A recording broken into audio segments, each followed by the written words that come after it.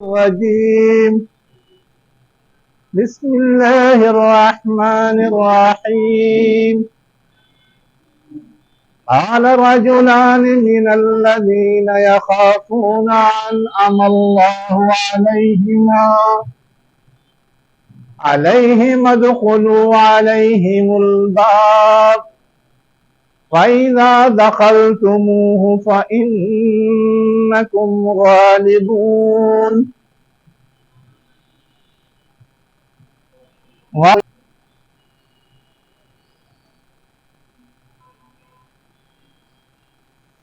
شروع اللہ کے نام سے جو انتہائی مہربان ہمیشہ رحم فرمانے والا ہے۔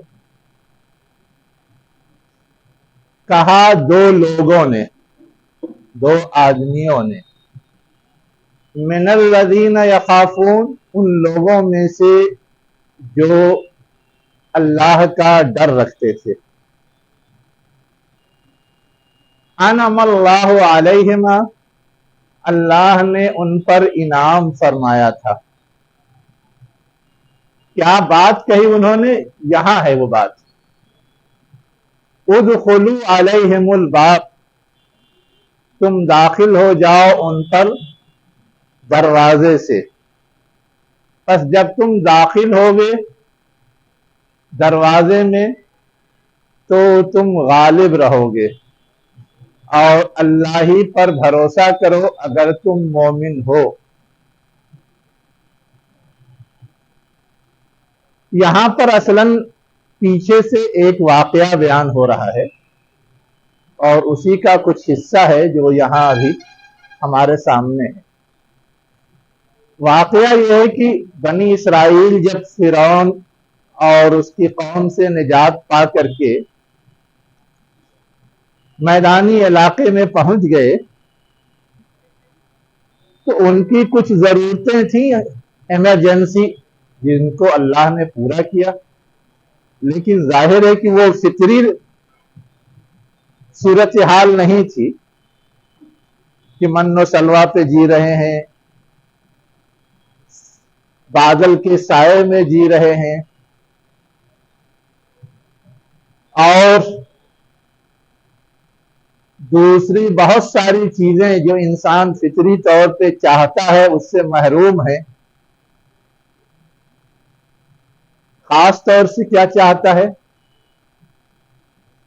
دنیا میں وہ اپنی صلاحیتوں کا مظاہرہ کرے۔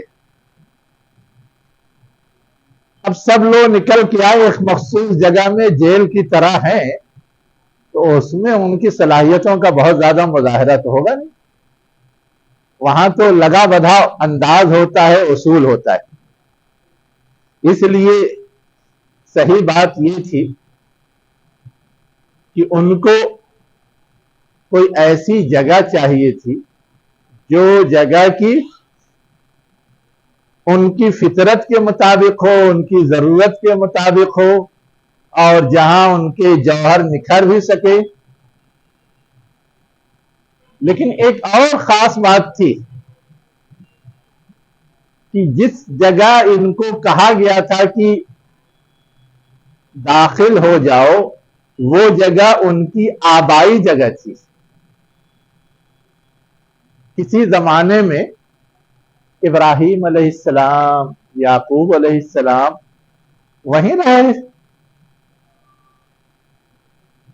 تو اس سے ایک فطری لگاؤ ہوتا ہے۔ وہاں اگر پھر دوبارہ کوئی پہنچ جائے تو وہ تو ایک فطری چاہت ہوتی ہے۔ اللہ تعالیٰ نے ان ساری چیزوں کا لحاظ کر کے ان کو کہا کہ یہ علاقہ، وہ علاقہ کون تھا؟ موجودہ فلسطین اور شام کا علاقہ، صرف فلسطین نہیں، دونوں کا جو علاقہ ہے اس کا مجموعہ تھا۔ تو اس علاقے میں کہا کہ جو لوگ بستے ہیں ان کے ساتھ تم محاذ آرائی کرو، جہاد کرو، مقابلہ کرو، اور تم ہی جیتو گے، یہ طے ہے۔ اس لیے کہ جو لوگ اس وقت وہاں ہیں وہ لوگ اپنے نیچر اور فطرت کے لحاظ سے کمزوریوں میں، خرابیوں میں، برائیوں میں مبتلا ہو چکے، دیکھنے میں ضرور بہت مضبوط اور پہاڑ لگتے ہیں، پہلوان لگتے ہیں، لیکن اندر سے کھوکھلے، اس لیے وہ تمہارا مقابلہ نہیں کر پائیں گے۔ وہ کون سی قوم تھی؟ عمالقہ، تفسیر کی کتابوں میں ان کا نام ملتا ہے، جو وہاں آباد تھی۔ اللہ تعالیٰ نے موسیٰ علیہ السلام کو یہ ایک طرح سے ہدایت دی کہ ان کے لیے بہتر جگہ وہی ہوگی، اس لیے ان کو وہاں محاذ پر لے جاؤ۔ لیکن محاذ پر لے جانے سے پہلے کچھ ذہن سازی اور کچھ اندازہ لگانا ضروری تھا۔ اس کے لیے جو ان کے بہت سارے قبیلے تھے، 12 قبیلے تھے، ان کے 12 سرداران تھے، ان کے 12 چشمے تھے، بہت سارے انتظام 12 کے احاطے میں گھومتے تھے۔ ان میں سے ایک ایک ذمہ دار کو منتخب کر کے اس پورے علاقے کا جائزہ لینے کے لیے بھیجا، اور جائزہ لینے کے بعد یہ ہدایت کی تھی کہ جب لوٹ کے آنا تو رپورٹ صرف مجھے بتانا، بھی عام لوگوں کو نہیں بتانا۔ وہ گئے، لوٹ کر کے آئے، جب لوٹ کر کے آئے تو اپنی رپورٹ موسیٰ علیہ السلام سے پہلے عام لوگوں میں بتا دی۔ اب عام لوگوں میں بتا دی تو کچھ چیزیں تو بڑی دلکش تھی، بہت سا سبز و شاداب علاقہ ہے، دودھ والا علاقہ ہے، شہد والا علاقہ ہے، پھل فروٹ والا علاقہ ہے، اور آج بھی ہے وہ۔ اور کچھ چیزیں خوفناک تھیں کہ وہاں جو لوگ رہتے بستے ہیں وہ بہت جنگجو قسم کے ہیں اور بہت طاقتور لوگ ہیں، ان کا مقابلہ آسان نہیں ہے۔ اب جب یہ بات ان کے درمیان آئی تو وہ ایک طرح کے خوف کے نفسیات میں مبتلا ہو گئے۔ وجہ کیا تھی؟ 2 وجہ تھی۔ ایک وجہ تو یہ تھی کہ غلامی میں رہتے رہتے جرأت اور ہمت ان کی کمزور ہو چکی تھی۔ فرعون کے زیر سایہ غلامی میں تھے نا، تو جو لوگ مغلوب رہتے ہیں، غلام رہتے ہیں، دباؤ میں رہتے ہیں، ان کی جرأت و ہمت کی صلاحیت کمزور ہو جاتی۔ ویسے ہی جب وہاں سے نکل کر کے آئے تو سب کچھ بیٹھے بیٹھائے مل رہا تھا، محنت نہیں کرنی پڑ رہی تھی، نہ کھانے کے لیے، نہ پینے کے لیے، نہ کسی ضرورت کے لیے۔ تو بہت زیادہ عیش و آرام بھی میسر آئے تو بھی قوت کار کمزور ہو جاتی۔ یہ 2 اسباب تھے جس کی وجہ سے ان کے اندر مقابلے کی ہمت نہیں ہو رہی تھی۔ اب مقابلے کی ہمت نہیں ہو رہی تھی تو انہوں نے تو سیدھے سیدھے کہہ دیا کہ ہم نہیں جائیں گے، یہاں بڑے مضبوط لوگ ہیں، ہم مقابلہ نہیں کر سکتے، وہ نکل جائیں تو ہم جائیں گے۔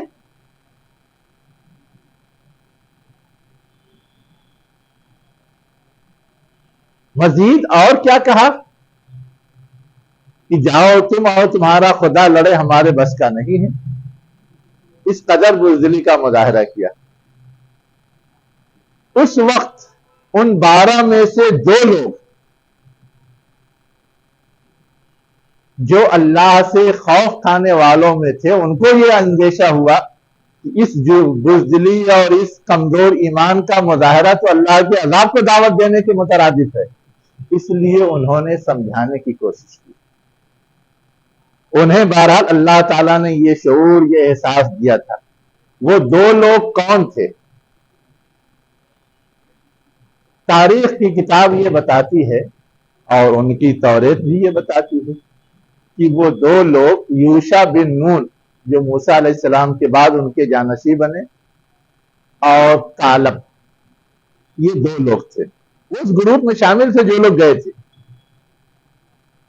تو ان 2 لوگوں نے گویا سمجھانے کی کوشش کی۔ اسی فہمائش کا تذکرہ یہاں پر ہے۔ ان 2 لوگوں کے بارے میں 2 بات کہی جا رہی ہے، خاص طور سے سمجھنے کی ہے۔ ایک تو یہ کہ وہ خوف خدا رکھنے والوں میں تھے، خوف خدا رکھنے والوں میں یہی دو نہیں تھے، اور بھی لوگ تھے، اس لیے کہا گیا من الذین یخافون. لیکن میجارٹی، اکثریت خوف خدا سے دور تھی. اگر سب کے اندر خوف خدا ہوتا، اللہ کے سامنے جواب دہی کا احساس ہوتا، تو یہ بات نہ سامنے آتی جو آئی تھی. کسی سماج اور معاشرے میں صرف چند لوگوں کا سدھر جانا کافی نہیں ہوتا، کم سے کم اچھی خاصی تعداد سدھری ہوئی ہو تو کوئی چینج اور تبدیلی ممکن ہوتی ہے.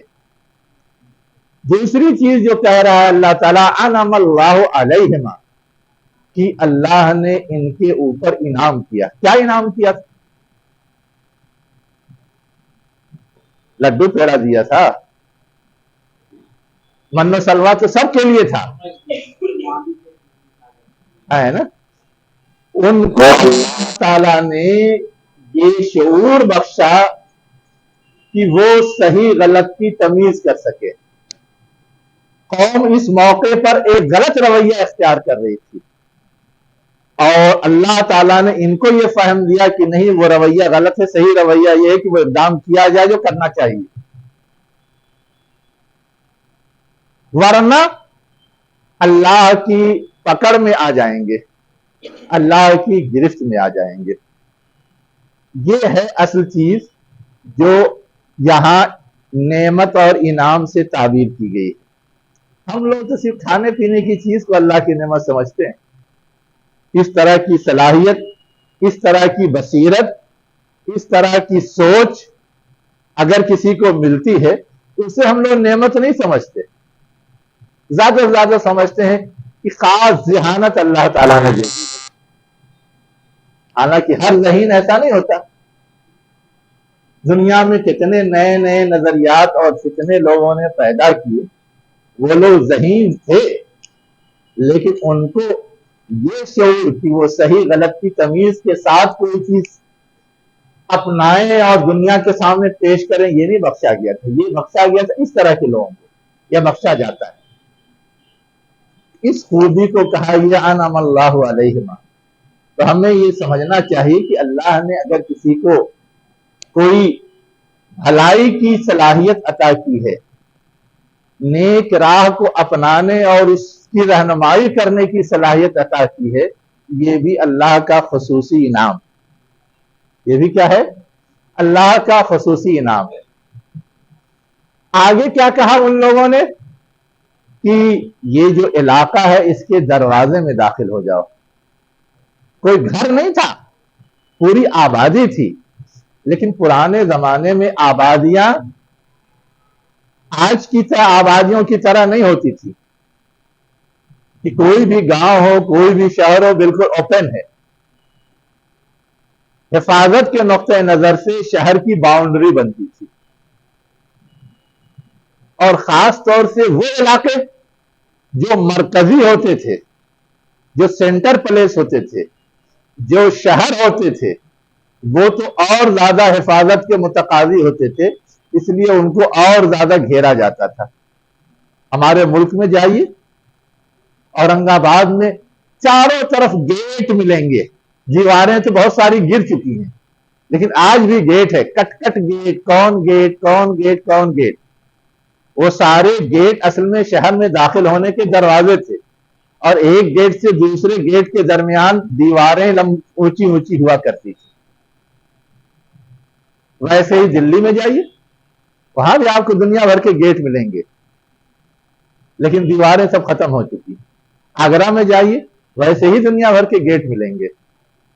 لکھنؤ میں جائیے، ویسے ہی دنیا بھر کے گیٹ ملیں گے. حیدرآباد میں جائیے، احمد آباد میں جائیے، ملیں گے. تو یہ پرانی ایک ضرورت اور کلچر تھا جس کے تناظر میں یہ تعبیر ہے. آج یہ نہیں سمجھ میں آئے کہ کوئی گھر تھا کیا، کوئی بلڈنگ تھی کیا جس کے دروازے میں داخل ہونے کے لیے کہا گیا. تو ادخلوا علیہم الباب، ان پر داخل ہو جاؤ دروازے کے راستے. جب تم داخل ہوگے تو تم غالب رہو گے.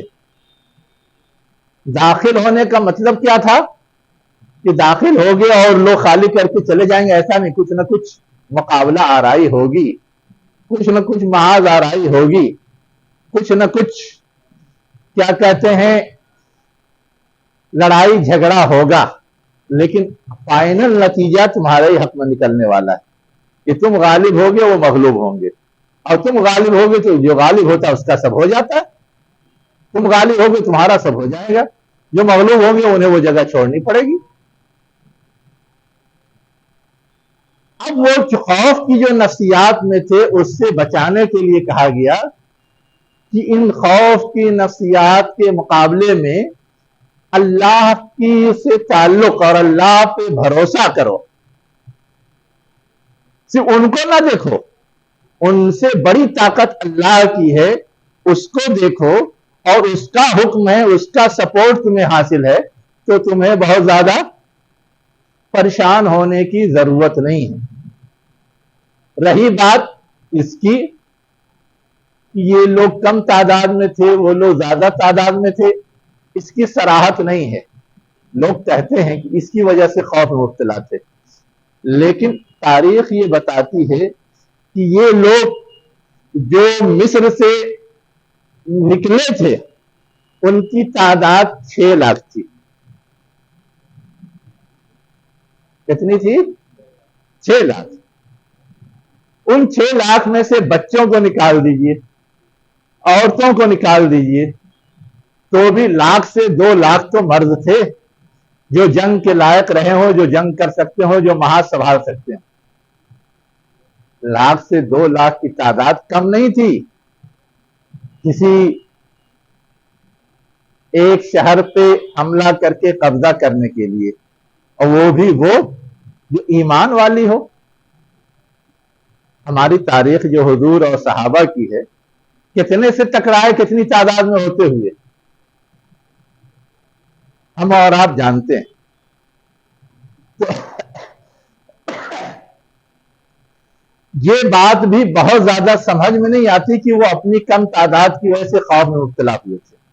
اس لیے صحیح تر بات یہ ہے کہ اصلاً وہ اپنے ہمت اور حوصلے کی کمزوری کی وجہ سے خوف میں مبتلا ہوئے تھے، اور اسی لیے کہا گیا اللہ پہ بھروسہ کرو۔ ان کنتم مومنین، اگر تم ایمان والے ہو تو تمہارا طرز عمل اور تمہارا رویہ یہ ہونا چاہیے۔ اب اس کے بعد آگے کیا کہا جا رہا ہے؟ جب ان 2 لوگوں نے کچھ ترغیب دی، سمجھانے کی کوشش کی، تو قوم کا کیا جواب آیا؟ قالو، انہوں نے کہا یا موسیٰ، اے موسیٰ، ہم کبھی بھی اس میں نہیں داخل ہوں گے۔ کس میں؟ اس بستی میں، اس علاقے میں کبھی بھی داخل نہیں ہوں گے۔ ما داموا فیہا، جب تک وہ اس میں ہیں۔ کس میں ہیں؟ اس بستی میں، اس علاقے میں، وہاں کے رہنے والے ہیں، اس وقت تک ہم نہیں داخل ہوں گے۔ فَذْهَبْ أَنْتَ وَرَبُّكَ فَقَاتِلَا، جاؤ تم اور تمہارا رب وہ جنگ کریں، وہ لڑیں بھڑیں۔ اِنَّا ہَاہُنَا قَاعِدُونَ، ہم یہاں بیٹھے رہیں گے۔ اب یہ جو انداز ہے، گویا ان کو غرض اور ضرورت نہیں ہے،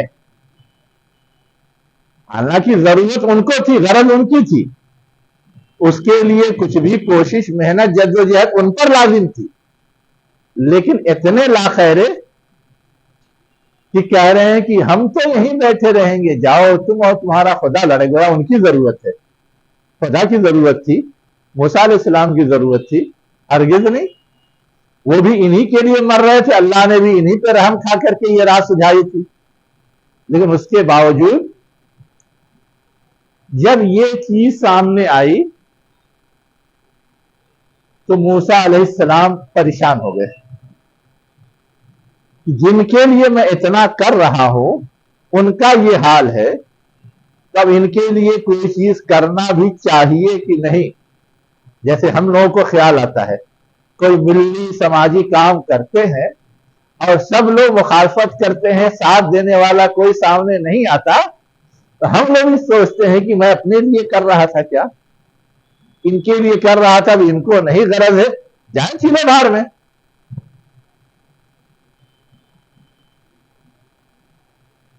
تو کیا موسیٰ علیہ السلام نے کہا رب انی لا املک الا نفسی واخی، جو صورتحال سامنے آ رہی ہے اس میں میں اور میرا بھائی جو میرا شریک کار ہے ہارون علیہ السلام، میں تو صرف ان پر قدرت رکھتا ہوں کہ ہم دونوں مل کر کے کچھ کرنا چاہیں تو اس میں کبھی پیچھے نہیں ہٹیں گے، چاہے حالات جیسے بھی ہوں، جتنی بھی مشکلات ہوں۔ لیکن یہ لوگ انتہائی ناکارے ہیں۔ کیا ہے؟ اب ان کے ساتھ جینے کا جی نہیں چاہتا، کچھ کرنے کو آمادگی نہیں پائی جاتی۔ فَفْرُقْ بَيْنَنَا وَبَيْنَ الْقَوْمِ الْفَاسِقِينَ،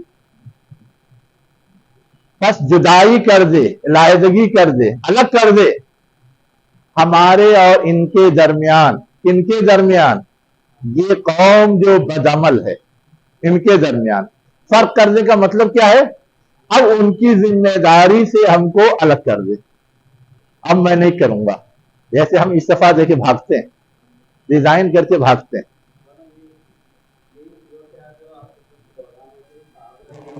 حوالہ دیا تھا کہ صحابہ نے اس آیت کا حوالہ دیا تھا، لیکن انہوں نے جرأت و ہمت کا مظاہرہ کیا تھا، بزدلی کا مظاہرہ نہیں کیا تھا۔ یہ فرق ہے، یہ تو ہے۔ جب غزوہ بدر کا موقع تھا، اس وقت جب مشورہ ہو رہا تھا، لوگوں کی رائے لی جا رہی تھی، لوگوں کو آمادہ کرنے کی کوشش کی جا رہی تھی، تو اس وقت انہوں نے وہ کہا کہ ہم موسیٰ علیہ السلام کی قوم کی طرح نہیں ہے کہ کہہ دیں جاؤ تم تمہارا خدا لڑے، آپ ہم کو جیسے کہیں گے ویسے کریں گے، آپ کو جو قدم اٹھانا ہے اٹھائیے۔ اس سے آپ کا حوصلہ بڑھا تھا، اور یہاں بالکل الٹا تھا، تو وقت کے نبی کا حوصلہ بھی کیا ہو گیا تھا؟ پست ہونے لگا تھا۔ اور انہوں نے یہ دعا کی۔ لوگ کہتے ہیں کہ یہ بددعا تھی، نبی اگر یہ طے کر لے یا یہ دعا کرنے لگے کہ اب یہ سب نالائق ہیں، ان کے سلسلے میں کوئی محنت اور کوشش نہیں کی جانی چاہیے، اس کا مطلب یہ ہے کہ اب ان سے امید ختم۔ اب جب نبی کی امید ختم تو اوپر سے اللہ کا فیصلہ آنا چاہیے،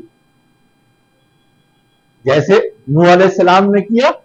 انہوں نے بھی تو بددعا کی تھی، یہ اتنے بگڑے ہیں کہ ان میں سے کسی کو اب زمین پہ زندہ نہ چھوڑ، سب کو مٹا ڈال۔ اللہ تعالیٰ نے سنی اور مٹا ڈالا۔ تو یہ بھی اگر یہ دعا کر رہے تھے تو یہ بھی بددعا ہی تھی، اور اس کا نتیجہ بھی یہی نکلنے والا تھا۔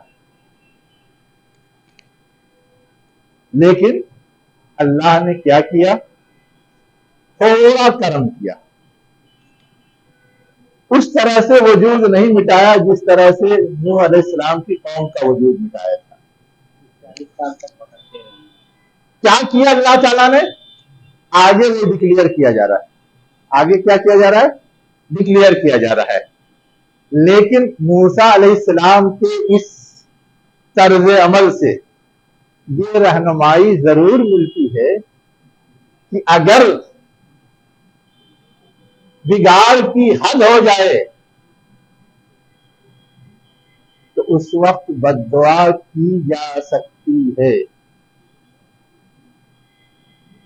اور اس وقت اللہ سے اجازت لے کر کے علیحدگی اختیار کی جا سکتی ہے۔ حد تو ہو گئی تھی یونس علیہ السلام کے قوم کی بھی، لیکن وہ بلا اجازت علیحدہ ہو گئے تھے، ان کی گرفت ہو گئی، اور یہاں انہوں نے اجازت طلب کی تو ان کو اجازت نہیں دی گئی۔ البتہ یہ ضرور ہوا کہ مسئلے کو حل کیا گیا۔ تو یہ ضروری نہیں ہے کہ ہم جیسی دعا کریں ویسا ہی اللہ تعالیٰ کا فیصلہ بھی آئے۔ اللہ تعالیٰ جو بہتر سمجھتا ہے ویسا فیصلہ کرتا ہے۔ اللہ تعالیٰ نے یہ فیصلہ سنایا کہ یہ نالائق ہیں، ان کو اب کسی نوازش کا حقدار نہیں سمجھا جا سکتا، اس لیے ان کو تو اب بھٹکنے دو، جھیلنے دو، پریشان ہونے دو، اپنی بدعمالیوں کی سزا بھگتنے دو۔ 40 سال تک یہ وادی تیہ میں بھٹکتے رہیں، اسی میں بھٹک بھٹک کے مر جائیں۔ ہاں، ان کی جو نسل ہوگی وہ اس دوران کچھ सीखेगी, कुछ इबरत हासिल करेगी, कुछ मेहनत और जफाकशी की ट्रेनिंग पाएगी, तो फिर वो अपना कदम आगे बढ़ाएगी, तो अल्लाह ताला उन पर वही फजल करेगा जो इनको कहा था कि हम करेंगे। और तारीख ये बताती है कि 40 साल के बाद जो नई नस्ल आई, उन्होंने जब इक़दाम किया तो उनको अल्लाह ने गलबा अता किया। तारीख ये बताती है। अल्लाह ताला ने क्या कहा, इन्नहा मुहर्रमतुन अलैहिम, ये बस्ती हराम कर दी गई इन पर। अभी तो मैंने उनको चांस दिया था, लेकिन अब वो चांस खत्म। चांस खत्म। कितने दिन के लिए? 40 सना, 40 साल तक के लिए। यतीहून फिल अर्द, वो जमीन में भटकते रहेंगे, तामकतोया खाते रहेंगे, कभी इधर कभी उधर कभी उधर, कहीं उनको पनाह नहीं मिलेगी, न आराम और सुकून मिलेगा। उसके बाद मूसा अलैहिस्सलाम को क्या कहा गया, फला तअसा अलल कौमिल फासिकीन, बस तुम अफसोस मत करो इन बदअमल कौम पे। होता क्या है, गुस्सा आता है, नाराजगी होती है, उस नाराजगी का इजहार और उसकी वजह से कोई इक़दाम होता है, करने वाले करते हैं, उस्ताद भी करता है, वालिदैन भी करते हैं, लेकिन कुछ वक्त गुजरने के बाद जब अंदाजा होता है कि मैंने जो गुस्सा और नाराजगी जाहिर की उससे ज्यादा परेशान है बच्चे, तो खुद ही एहसास सताता है कि इनको थोड़ा छूट देनी चाहिए, इनको थोड़ा रियायत देनी चाहिए, इनके सिलसिले में हमें इतना ज्यादा ओवर नहीं होना चाहिए था। अल्लाह ताला कह रहा है कि बाद में पछताना नहीं, बाद में सिफारिश लेकर के खड़े मत होना, इनको झेलने देना, तो उसके बगैर ये सुधरने वाले नहीं है। उसी का फला तासा अलल कौमिल फासिकीन, ये बदअमल कौम है, इस बदअमल कौम पे कोई अफसोस न करना कि हाय इतनी तकलीफ में ये मुब्तला कर दिए गए, इतनी जहमत में ये डाल दिए गए, इतनी परेशानी झेल रहे हैं, कुछ तो अब रहम खा जाना चाहिए। 40 साल तक इनको ऐसे ही रहने देना। इनके लिए बंद हो गया था या फिर चालू ही था वो 40 साल? हाँ देखिए, कुरान में तो इसका इशारा नहीं है कि वो चालू था या बंद हो गया था, है ना। लेकिन मसला ये है कि अल्लाह ताला उनको मारना तो चाहता नहीं था। अगर मन में सलवा बंद हो जाता तब तो वो मर जाते, वो तो हफ्ते 10 दिन की बात थी। उनको तो ऐसी सजा देनी थी जो इबरतनाक हो, और उनको इस तरह से मांझना था कि वो नहीं तो कम से कम उनकी नई नस्ल सुधर जाए। तो इसलिए इतिहास यही कहता है कि उनका कोई भी जो सिलसिला पहले से अल्लाह की नवाजिश का था वो बंद नहीं हुआ। अलबत्ता लाख नवाजिश के बावजूद अगर सुकून नहीं मयसर है, अमन नहीं मयसर है, आराम मयसर नहीं है, तो फिर वो सब नवाजिश बेमाना हो जाती है। जैसे आज है, बड़े बड़े पैसे वाले हैं, बड़े बड़े ओहदे वाले हैं, लेकिन सुकून नाम की चीज उनके पास नहीं है, अमन नाम की चीज उनके पास नहीं है, और क्या कहते हैं, राहत नाम की चीज उनके पास नहीं है, तो फिर वो सब नाहासिल है। वही हाल उनका था, झेल रहे थे।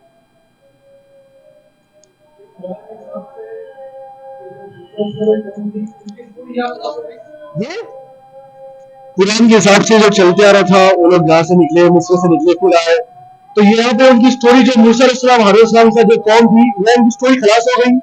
इसके बाद कुछ कुरान में उसका खुलासा है क्या सीधा फिर ईसा अलैहिस्सलाम के बारे में बात चल रही है? नहीं, यही स्टोरी खत्म नहीं हुई।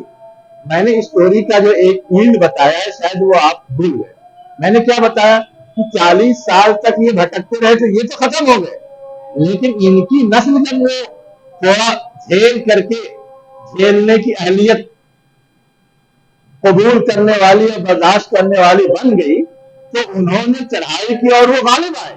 यूशा इब्न नून के इसमें लिए, लेकिन वो कुरान में है बात क्या, वो खुद उससे तौरात से मिलता है, वो तौरात में है, कुरान में नहीं है। लेकिन ये इशारा जरूर है कि अल्लाह ताला ने बनी इसराइल को اس طرح کی آزمائشوں میں ڈالا، ویسے ہی ان کو حکومت، دولت اور حیثیت، عہدہ، منصب وہ بھی عطا کیا. یہ تو ہے. اگر یہی ختم ہو گئے ہوتے تو پھر ان کی اولاد میں داؤد علیہ السلام، طالوت علیہ السلام، سلیمان علیہ السلام کہاں سے آتے؟ تو انہی کی نسل سے ہے نا، وہ سب بعد کے دور کے ہیں نا. تو انہی سے سلسلہ جاری تھا، تبھی یہ سارے لوگ آئے اور سب اسی سے اپنے سلسلے کو جوڑتے ہیں. اس لیے یہ نہیں کہہ سکتے کہ یہاں ختم ہو گیا.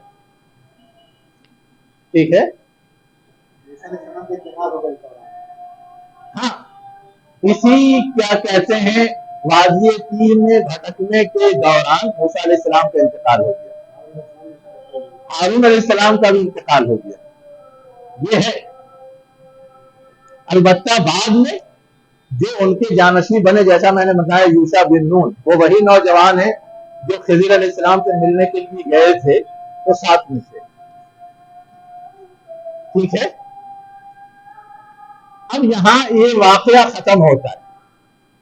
2 باتیں ابھی سمجھنے کی باقی. ایک بات تو سمجھنے کی یہ باقی ہے کہ یہ قصہ قرآن میں حضور کو، صحابہ کرام کو کیوں سنایا گیا، یا ہم کو اور آپ کو کیوں سنایا گیا. ایک سوال ہے نا. کیا سمجھ میں آتا ہے؟ ہاں، وہ لفظیں آپ نہ دہراؤ. جو لفظیں ان سے ہوئی وہ لفظ آپ نہ دہراؤ. فتح مکہ پہ چڑھائی کرنے میں مطلب تم کوتاہی مت دکھاؤ. اچھا، فتح مکہ کے لیے جو محاذ کھلا ہوا ہے اس پہ چڑھائی کرنے میں تم کوتاہی نہ دکھاؤ. اور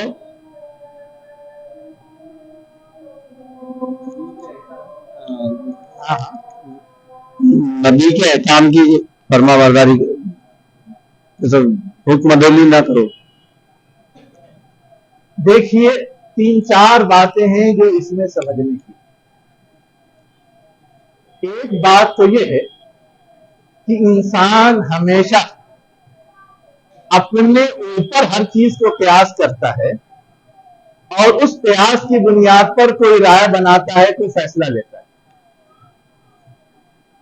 اگر وہ پہلوان ہے تو کسی سے بھی بھڑ جائے گا، لیکن یہ لگے گا کہ میں کمزور ہوں تو پھر اپنے جیسے پہلوان سے بھی لڑتے ہوئے ڈرے گا.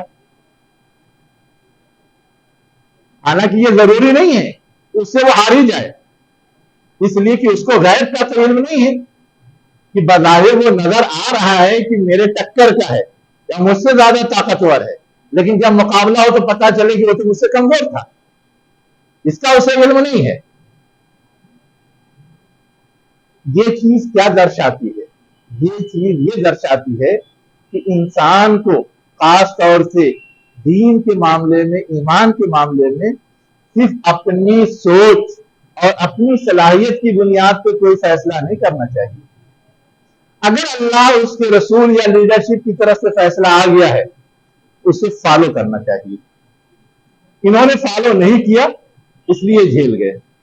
صحابہ کرام نے فالو کیا، وہ غالب آ گئے. حالانکہ بظاہر وہ بھی تعداد میں کم تھے، بظاہر ان کے پاس بھی وسائل کم تھے، بظاہر ان میں بھی بہت سارے پہلوان نہیں تھے.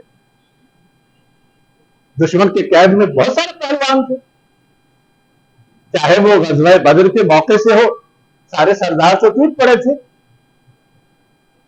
غزوہ احزاب کے موقع سے ہو، عرب کے سارے قبائل کے پہلوان ٹوٹ پڑے تھے. ایک ایک پہلوان ایسا کہ 1000 کے برابر سمجھا جا رہا تھا. لیکن اس کے باوجود اللہ تعالیٰ نے کہا کہ نہیں لڑنا ہے، لڑے. اور اللہ نے راہ ایسی پیدا کر دی کہ غالب بھی آئے، کامیاب بھی ہوئے. خود فتح مکہ کے موقع سے جو اہل ایمان کی تعداد تھی وہ اور جو کفار و مشرکین کی تعداد تھی وہ، کیا تناسب تھا؟ آخر فتح مکہ کے فوراً بعد غزوہ حنین ہوئی تو کافی ٹکر ہوئی نا. غزوہ حنین میں جو لوگ تھے وہ بھی تو انہی لوگوں کا ساتھ دینے والے تھے فتح مکہ کے موقع سے. لیکن وہ تو گر گئے تھے ایسا کہ اس وقت ساتھ دینے کی پوزیشن میں نہیں تھے، وہ حالات اللہ نے ایسے پیدا کر دیے تھے. لیکن میں کہہ رہا ہوں کہ اگر ان چیزوں کو دیکھ کے ہم اپنی ثوابی سے فیصلہ کریں گے تو ہم ٹھوکر کھا سکتے ہیں. اگر اللہ اس کے رسول میں کوئی فیصلہ آ گیا ہے تو اسے فالو کرنا چاہیے. نہیں آیا تب تو ٹھیک ہے، ہمیں کہا گیا ہے کہ جو بہتر لگے وہ کرو. ایک بات یہ سمجھنے کی، یہ اصل میں اس لیے سمجھنے کی ہے کہ کبھی کبھی ہوتا یہ ہے کہ ذمہ دار اور امیر اور قیادت کوئی فیصلہ لے اور لوگ اپنے لحاظ سے ناپنے اور پتہ لگانے اور طے کرنے کے چکر میں اس کی مخالفت شروع کر دیتے ہیں اور کیا کرایا کام اور کھیل بگڑ جاتا ہے. جو چیز ممکن تھی وہ خراب ہو جاتی. جیسے یہاں ہوا، ممکن تھا، طے تھا، اشارہ ملا تھا، اس کے باوجود ایک بات اس میں سمجھنے کی یہ تھی، یہی معاملہ مطلب ایک ہلکی سی لگی جس کو بہت تفصیل سے جنگ عہد کو بتایا گیا، یا ایک ذرا سی کوتاہی کی امیر کی اطاعت سے تھوڑا سا ہٹ کے معاملہ ہوا تو اللہ نے اس کو قرآن میں رقم کر دیے کہ یہ وجہ سے پاسا پلٹ گیا ہے. بالکل. دوسری بات جو اس میں سمجھنے کی ہے وہ یہ ہے کہ جو لوگ بھی صاحب ایمان ہیں، ضروری نہیں ہے کہ وہ ایمان کے اعلیٰ معیاری پر ہوں، ضروری نہیں. یہ سب صاحب ایمان تھے، اللہ نے اسی لیے ان کو نجات دی تھی، لیکن اس کے باوجود سب ایمان کے معاملے میں کمزور تھے اور کمزوری کا مظاہرہ یہ کیا انہوں نے. تو ہم اور آپ اپنے سماج اور معاشرے میں جب یہ دیکھتے ہیں کہ مسلمان ہیں تو ہم سمجھتے ہیں یہ صاحب ایمان ہیں، اور ہر مسلمان خود کو سمجھتا ہے کہ میں ایمان کے بالکل اعلیٰ درجے پر ہوں. ویسے ہی ہم بھی یہ سمجھتے ہیں کہ سب ایمان کے اعلیٰ درجے ہی پر ہیں، حالانکہ پریکٹیکل یہ چیز نہیں ہے. ہمیں ان کی خوبی اور خامی کو سامنے رکھنا چاہیے اور ان خوبی اور خامی کے لحاظ سے ان کے سلسلے میں اپنا طرز عمل طے کرنا چاہیے، تو ہم حقیقت پسند ہوں گے. اور اگر ہم سامنے نہیں رکھیں گے تو ہم حقیقت پسند نہیں ہوں گے، کبھی بھی پریشان ہو سکتے ہیں، دھوکہ کھا سکتے ہیں، کبھی بھی پریشان ہوں گے، دھوکہ کھا سکتے ہیں. یہاں بھی ہوا کیا، موسیٰ علیہ السلام حقیقت پسند تھے، اسی لیے کہا تھا رپورٹ لانا تو مجھ کو بتانا، ابھی ان کو نہیں بتانا. میں دیکھوں گا کہ اس رپورٹ کے لحاظ سے کیا کرنا ہے کیا نہیں کرنا ہے. لیکن جو لوگ گئے تھے نمائندگی کرنے وہ حقیقت نہیں سمجھ رہے تھے، انہوں نے پہلے ہی آؤٹ کر دیا اور معاملہ سارا بگڑ گیا. وہ حقیقت پسند نہیں تھی،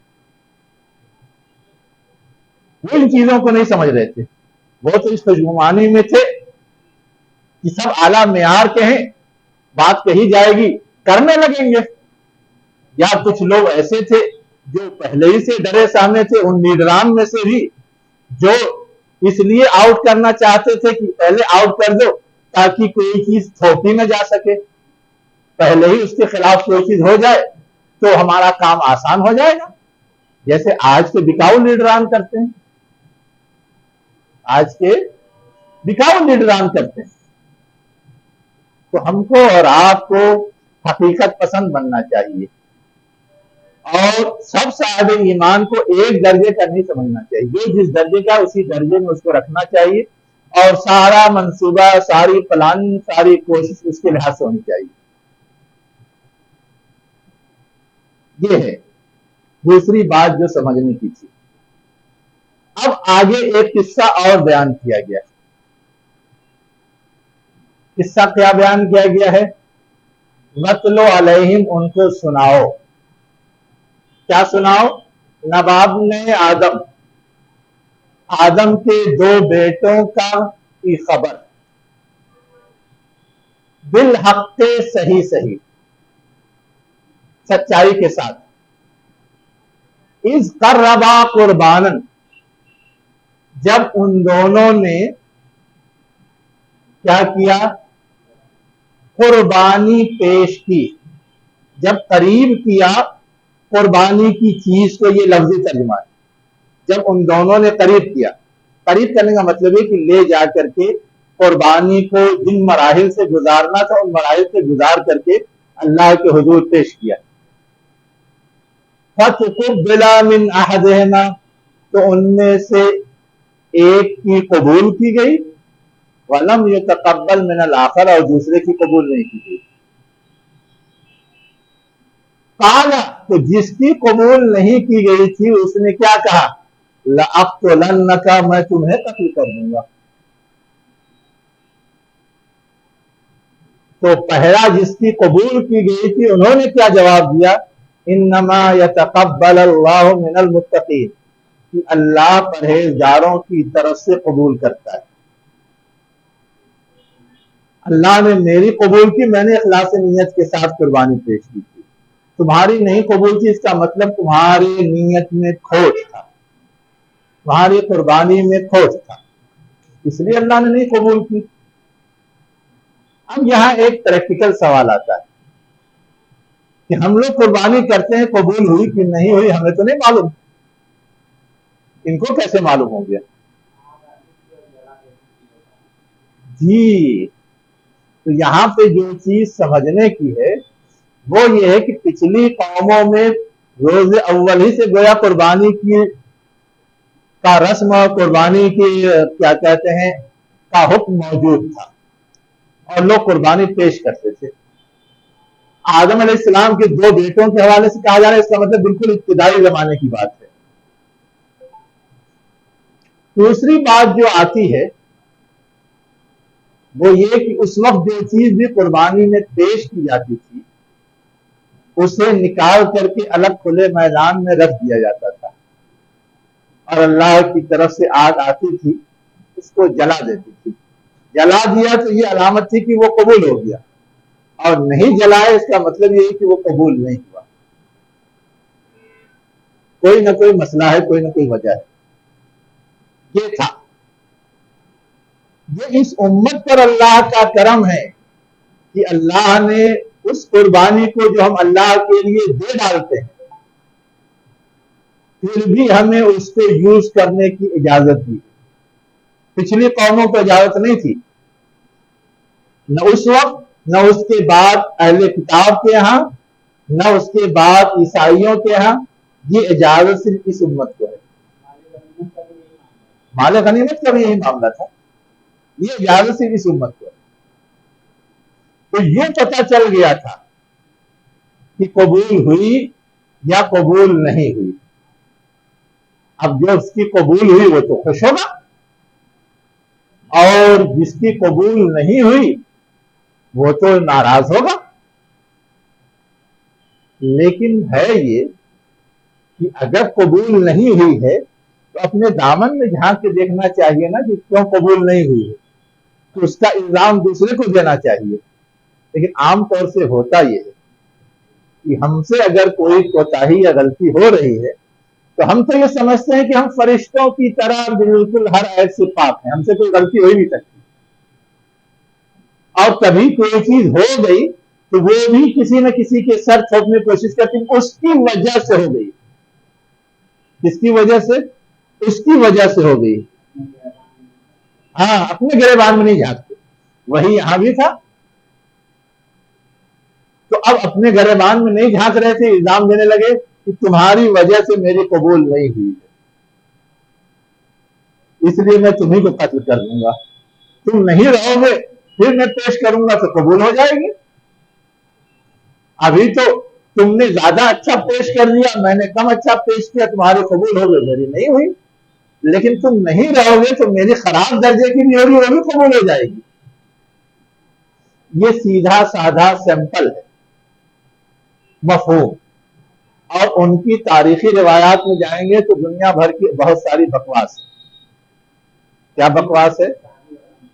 وہی کہہ رہا ہوں، جس کا نہ کوئی ثبوت ہے نہ پروف ہے. ہر چیز کو عورت سے جوڑنے کے چکر میں ایسے ہی فضول قصے ایڈ کیے جاتے ہیں. اس چکر میں پڑنے کی ضرورت نہیں. سیدھی سادی بات یہ ہے جو انسانی نفسیات ہے اس کے لحاظ سے یہ سب ہوتا رہتا ہے. تو جب اس نے یہ کہا تو جس کا قبول ہوا تو اس نے کہا کہ دیکھو اصل سبب تلاش کرنے کی کوشش کرو. اللہ تعالیٰ کے یہاں تو اصول اور سنت طے ہے, کیا چیز وہ کرتا ہے کیا چیز نہیں کرتا, کیا قبول کرتا ہے کیا نہیں کرتا, کب قبول کرتا ہے کب نہیں کرتا. اگر کوئی اخلاص نیت سے کرے تو وہ قبول کرتا ہے, تمہارے نیت میں کوئی کھوٹ ہوگا اس لیے نہیں قبول کیا ہے, اس کو درست کر لو, قبول تمہاری بھی ہو جائے گی, آج نہیں ہوئی کل ہو جائے گی. یہ تو ایک معقول جواب تھا, لیکن یہ ایک زبردستی والا الزام تھا. اب اس کے بعد ہوا کیا, خطرہ تو انہیں لائق ہو ہی گیا تھا کہ وہ دھمکی دے چکا تھا لَأَقْتُلَنَّكَ, میں تمہیں قتل کر دوں گا.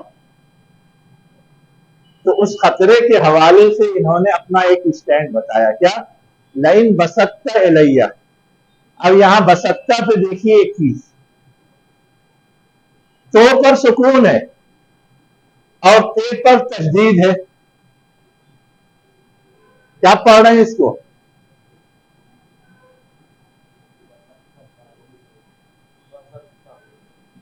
بسطہ. اچھا اس کو پڑھیے, کیا پڑھیں گے؟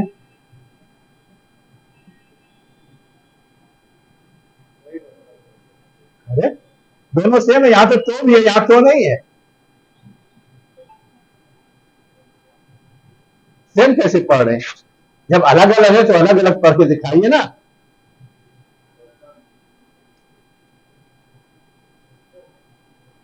دیکھیے یہاں پر ایک چیز سمجھنے کی ضرورت ہے, یہاں تو ہے اور یہاں تے ہے, ٹھیک ہے.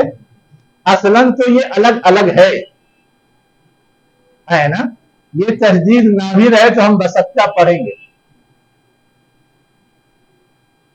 لیکن یہاں تشدید لگانے کی وجہ یہ نہیں کہ یہاں پر دو تے ہے, بلکہ تشدید لگانے کی وجہ دوسری. وجہ کیا ہے کہ یہ تو اور یہ تے دونوں کی آواز ہمارے منہ سے جو نکلتی ہے وہ قریب قریب جگہ سے نکلتی ہے. دونوں کی آواز میں فرق کرنا مشکل ہے عام لوگوں کے لیے, ٹھیک ہے. تو جہاں اس طرح کا معاملہ آ جاتا ہے کہ قریب قریب سے آواز نکلتی ہے, فرق کرنا مشکل ہو جاتا ہے, تو وہاں یہ رعایت ہے کہ تو اور تے کی آواز کو بیٹھانے کے چکر میں نہ پڑے. تو کی آواز نکل گئی تو بھی وہ صحیح ہو جائے گا, اور تے کی آواز نکل گئی تو بھی وہ صحیح ہو جائے گا. اس چیز کا اشارہ دینے کے لیے اس انداز سے یہ لکھا جاتا ہے. آپ بسطہ تو کی آواز ڈبل نکال دیں ہو جائے گا, یا بسطہ تے کی آواز نکال دیں صحیح ہو جائے گا. یہ تجوید کا ایک اصول ہے. میں نے کہا آپ کے سامنے آ جاؤ ورنہ کہیں کنفیوز نہ ہو جائے آپ, اس لیے میں نے بتا دیا. دونوں آواز نکالنا آسان نہیں, اگر نکالیں تو بڑی اچھی بات ہے, نکالیں تو بڑی اچھی بات ہے, لیکن عام لوگوں سے یہ ممکن نہیں ہے.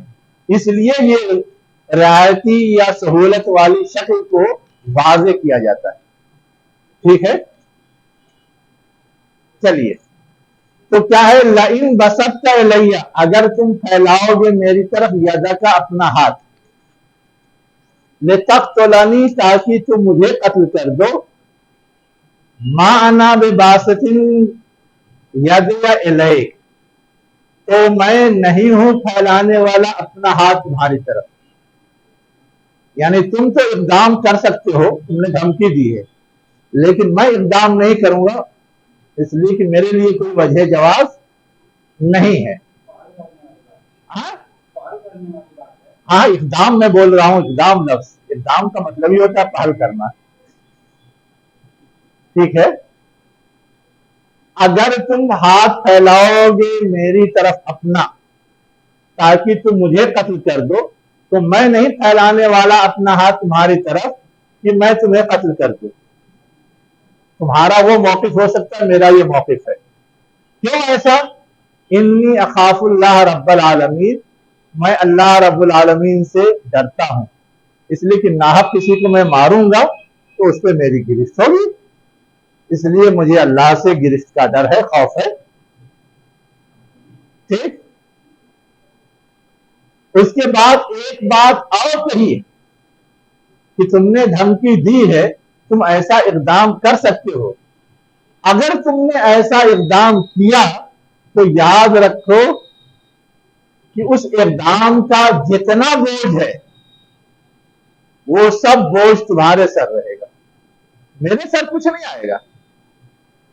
اس لیے میں یہ بات کہہ رہا ہوں، انی اریدو، میں چاہتا ہوں، ان تبوا، کہ تم لوٹو، تم پلٹو، اسمی، میرے گناہ کے ساتھ، میرے گناہ کے ساتھ، اسم کا، اور اپنے گناہ کے ساتھ، فتکون من اصحاب النار، پس تم ہو جاؤ آگ والوں میں سے، یعنی جہنمیوں میں سے. وذالک جزاء الظالمین، اور یہ کیا ہے؟ ظالموں کا بدلہ ہے. اب یہاں پہ ایک چیز اور سمجھنے کی ہے کہ وہ قتل کرے گا، قتل ایک گناہ ہے، جو اس نے کیا وہ اپنے گناہ کو جھیلے گا. لیکن یہ بات کیوں کہی کہ میرے گناہ کے ساتھ بھی تم لوٹو گے؟ تو ہے یہ کہ کوئی اگر معصوم ہو، جس نے کوئی حرکت نہ کی ہو، اگر اس کے ساتھ زیادتی کی جاتی ہے تو اس زیادتی کا انصاف تو ہوگا، اس زیادتی کا بدلہ تو اسے ملنا ہے. اب دنیا میں اگر کوئی شکل نہیں بنتی تو قیامت کے دن تو وہ ملنے والا ہے، اور قیامت کے دن ملنے کی شکل کیا ہوگی؟ یا تو کوئی نیکوکار ہے تو اس کی نیکی اس کو دے دی جائے گی مظلوم کو، اور اگر نیکوکار نہیں ہے، بدکار ہی ہے، اس کے پاس نیکی نام کی چیز نہیں ہے، صرف برائی نام کی چیز ہے، تو جو مظلوم ہے اس کی برائی اس کے ساتھ لاد دی جائے گی اور اس کے اوپر سے بوجھ کم کر دیا جائے گا. تو دوسری حدیث میں صراحت ہے، اسی کہا گیا کہ تم لوٹو گے میرے گناہ کے ساتھ، میں نے تو کچھ کیا نہیں، اس لیے میں تو مظلوم ہوں. اگر تم نے ہم پر ظلم کیا تو ظلم کا گناہ تو تم اٹھاؤ گے ہی، میں مظلوم ہوں، مجھ کو بدلہ دینے کے لیے اگر تمہاری نیکی نہیں ہوگی تو میرا گناہ تمہارے سر ڈال دیا جائے گا. اس کو کہا تبو باسمی و اسم کا، تمہارے سر ڈال دیا جائے گا. تو صرف اپنا گناہ نہیں اٹھاؤ گے، میرا گناہ بھی اٹھاؤ گے. سوچ لو اتنا اٹھا پاؤ گے یا نہیں اٹھا پاؤ گے. ان کے جو قتل کرنے کی جو کوشش کرے گے تو اس کو خود کو بچانے کے واسطے اگر وہ جو اقدام اٹھائیں گے، ہاں ممکن ہے اس کو بھی زخمی کرے گے، تو ہاں ہاں تو اس کا وہ بھی گناہ ہے، اس کو بھی اس میں کر سکتے ہیں، گنا جا سکتا ہے اس میں. دیکھیے، اگر سامنے والے نے ہمارے خلاف کوئی اقدام کیا ہے تو اس نے ہمیں مجبور کیا ہے کہ ہم اپنا دفاع کریں.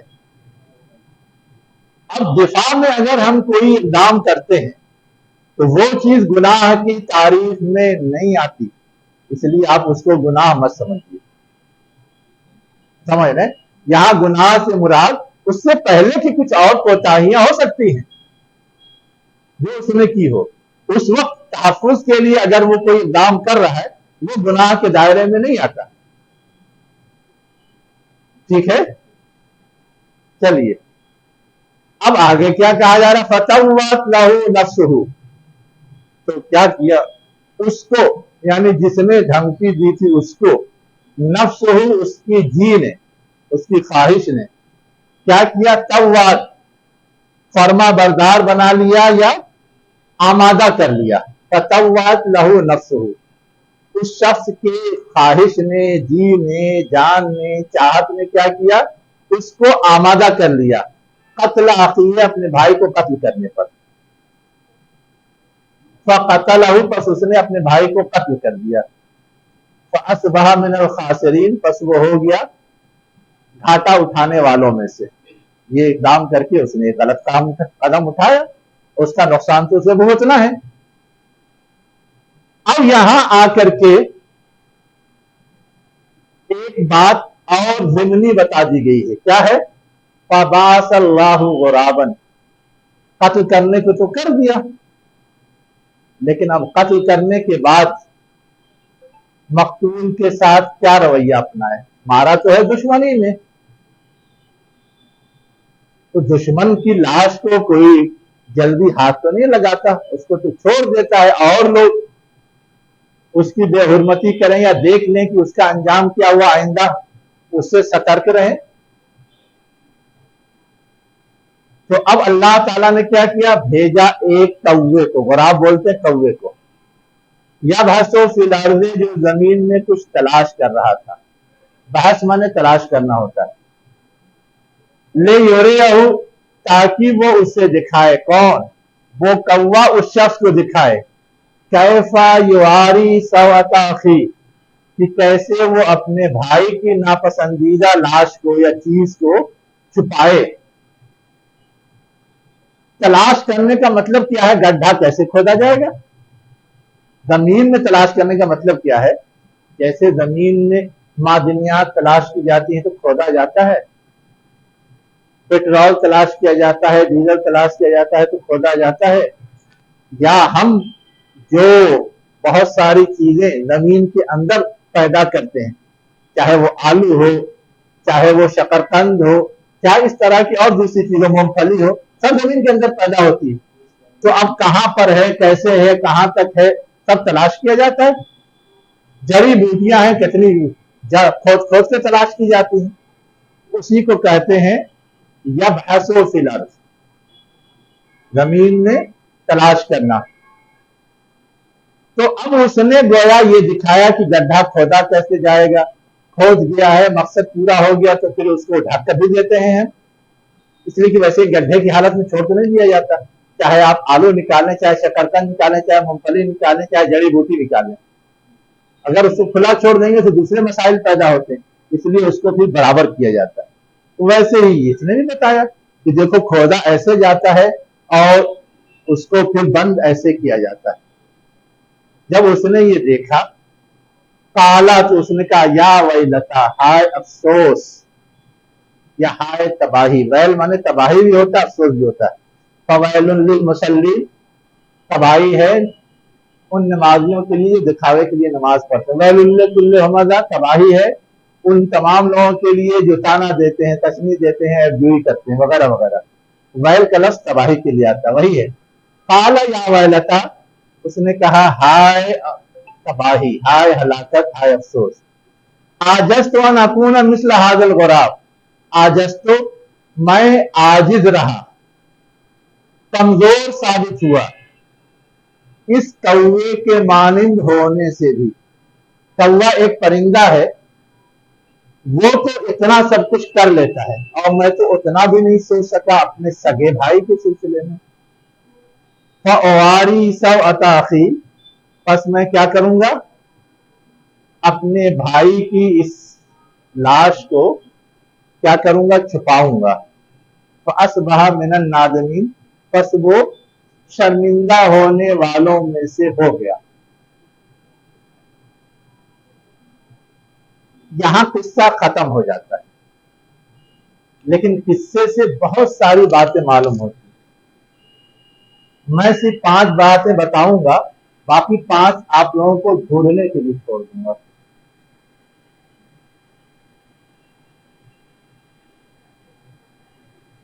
تاکہ آپ بھی کوئی ڈھونڈ کر کے دیکھیں کہ ہاں کیوں آخر اللہ تعالیٰ اس طرح کے قصے بیان کرتا ہے۔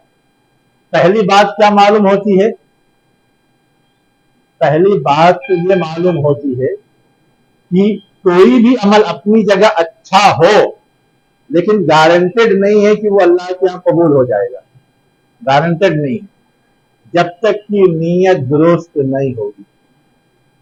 دونوں نے قربانی پیش کی تھی، اچھا عمل تھا، نیکی کا کام تھا نا، لیکن ایک کی قبول ہوئی، دوسرے کی نہیں ہوئی، کیوں؟ ایک کی نیت درست تھی، دوسرے کی خراب تھی۔ ایک بات معلوم ہوئی، صرف عمل کا اچھا ہونا کافی نہیں ہے، اس کے ساتھ نیت کا درست ہونا ضروری ہے۔ دوسری بات جو سمجھنے کی ہے وہ یہ ہے کہ قربانی کوئی نئی چیز نہیں ہے، اللہ کے لیے اپنی کوئی پسندیدہ چیز قربان کرنا یا خرچ کرنا یا راہ خدا میں دینا یہ کوئی نئی چیز نہیں ہے کہ ہم پر لازم کر دی گئی، یہ پرانی چیز ہے، پہلے دن سے چلی آ رہی ہے۔ آدم علیہ السلام کے بیٹے کا مطلب ہے کہ پہلی ہی نسل ہوئی نا، دوسری نسل تو ہوئی نا۔ تیسری چیز جو سمجھنے کی ہے وہ یہ ہے کہ انسان کی نفسیاتی کمزوری یہ ہے کہ وہ اپنی غلطی آسانی سے تسلیم نہیں کرتا، اس کے نیت میں کھوٹ تھا، اس نے قربانی صحیح نہیں پیش کی تھی لیکن اس کو تسلیم کرنے کے لیے تیار نہیں تھا۔ لیکن قصے کے آخری حصہ بتاتا ہے کہ شرمندگی ہوئی کہ میں نے یہ جو کچھ کیا وہ غلط تھا، وہ کیا تھا؟ غلط تھا۔ اس وقت جا کر کے اس کا احساس جاگا۔ تو انسان کی نفسیاتی کمزوری یہ ہے کہ وہ اپنی غلطی جلدی تسلیم نہیں کرتا، کبھی تو فوراً بھی تسلیم کرتا ہے، کبھی وقت گزرنے کے ساتھ تسلیم کرتا ہے، کبھی زندگی کے آخری لمحے میں احساس ہوتا ہے تو توبہ اللہ کرتا ہے۔ وہی حال حضور کے مخالفین کا بھی۔ کچھ لوگوں نے بیچ میں ایمان قبول کیا، جیسے عمر رضی اللہ عنہ، پہلے دن تو نہیں قبول کر لیا تھا، پہلے دن تو مخالف ہی تھے، بعد میں قتل کرنے چلے اور احساس جاگا تو قبول کر لیا۔ ویسے ہی خالد سیف اللہ نے کب کیا؟ غزوہ احد کے بعد، کتنے سال کے بعد۔ اور اکرمہ نے، ابو سفیان نے فتح مکہ کے موقع پہ کیا۔ اس وقت ان کا احساس جاگا کہ ہاں اب مان لینا چاہیے، وہی بات درست ہے۔ تو کون کب چینج ہوگا ہمیں نہیں معلوم۔ چوتھی بات یہ معلوم ہوتی ہے۔ تیسری تو میں نے نفسیاتی کمزوری بتائی کہ اپنے طور پر انسان کبھی اپنی غلطی آسانی سے تسلیم کرنے کو تیار نہیں ہوتا۔ اور چوتھی بات یہ ہے کہ انسان کے اندر چینج کب آئے گا اس کا وقت کسی کو نہیں معلوم، تبدیلی کب آئے گی، انقلاب کب آئے گا، اس کے لیے اللہ ہی بہتر جانتا ہے کہ کب آئے گا۔ اسی لیے ہم کو اور آپ کو اس بات کا پابند بنایا گیا ہے کہ جو بگڑے لوگ ہیں، چاہے وہ ہمارے رشتہ دار ہوں، گھر کے لوگ ہوں، ان کی بھی مسلسل اصلاح کی اور فہمائش کی کوشش جاری رہنی چاہیے۔ اور جو کفار و مشرکین ہیں ان کو بھی سمجھانے اور ان کو دعوت دینے کی کوشش جاری رہنی چاہیے۔ اللہ تعالیٰ بہتر جانتا ہے کون کب چینج ہوگا۔ ہمیں مایوس ہو کر کے اسے چھوڑ نہیں دینا چاہیے، جیسے اوپر نظر آیا، اوپر نظر آیا۔ ہم چھوڑنے کا مطلب ہے کہ ہم بغیر اللہ کے اشارے کے کوئی قدم اٹھائیں۔ ہمیں تکلیف، ہم اللہ کے حضور درخواست کریں۔ موسیٰ علیہ السلام کو تکلیف تھی، انہوں نے درخواست کی۔ یونس علیہ السلام نے درخواست نہیں کی، اس لیے پکڑ لیے گئے۔ ان کے لیے بھی یہی زیبا تھا کہ وہ کوشش جاری رکھتے۔ اصلاً یہاں بتایا جا رہا ہے کہ مشکل سے مشکل حالات میں بھی ایک داعی کا رویہ کیا ہونا چاہیے کہ وہ اپنی کوشش جاری رکھے۔ اسے نہیں معلوم کہ کون کب چینج ہوگا، کب تبدیل ہوگا۔ اللہ تعالیٰ فیصلہ کرتا ہے کب ہوگا کب نہیں ہوگا۔ تو چوتھی بات یہ تھی۔ اور آخری بات کیا ہے؟ اللہ تعالیٰ انسانوں کی رہنمائی کے لیے رسول ضرور بھیجتا ہے، لیکن یہ ضروری نہیں کہ ہر رہنمائی رسول کے ذریعے ہی پرووائڈ کی جائے۔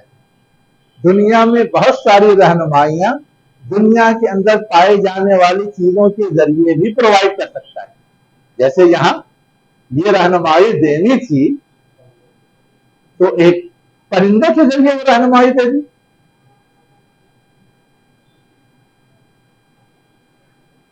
کیسی رہنمائی؟ جو پریکٹیکل زندگی برتنے سے متعلق ہے، جو اللہ کی عبادت سے متعلق ہے، جو عقائد سے متعلق ہے، جو شریعت سے متعلق ہے، وہ رہنمائی اللہ تعالیٰ اپنی کتاب یا اپنے رسول کے ذریعے دیتا ہے۔ लेकिन आम जिंदगी बरतने के लिए जो चीजें चाहिए उसमें इंसान खुद अपनी मेहनत से भी बहुत सारी नई चीजें डेवलप कर लेता है, दूसरे लोगों ने मेहनत की है, तजर्बात किए, उससे भी हासिल कर लेता है। और कभी ऐसा भी होता है कि पहले का कोई तजर्बा नहीं है तो आज कोई नई चीज सामने आ गई तो कहीं से भी कोई आइडिया मिल जाता है, कहीं से भी कोई आइडिया मिल जाता है। जैसे कौवे से आइडिया मिल गया उनको और फिर उन्होंने उसके लिहाज से एक काम अंजाम दिया। ये भी हमें और आपको समझने की जरूरत है कि आइडियाज कहीं से भी मिल सकते हैं और उसको अपनाने में अगर कोई रुकावट या कबाहत नहीं है शरई, कोई हरज नहीं है। वाखिरु दावाना अल्हम्दुलिल्लाहि रब्बिल आलमीन। ये 5 चीजें मैंने बताई हैं, 5 और आप लोग जुड़ेंगे।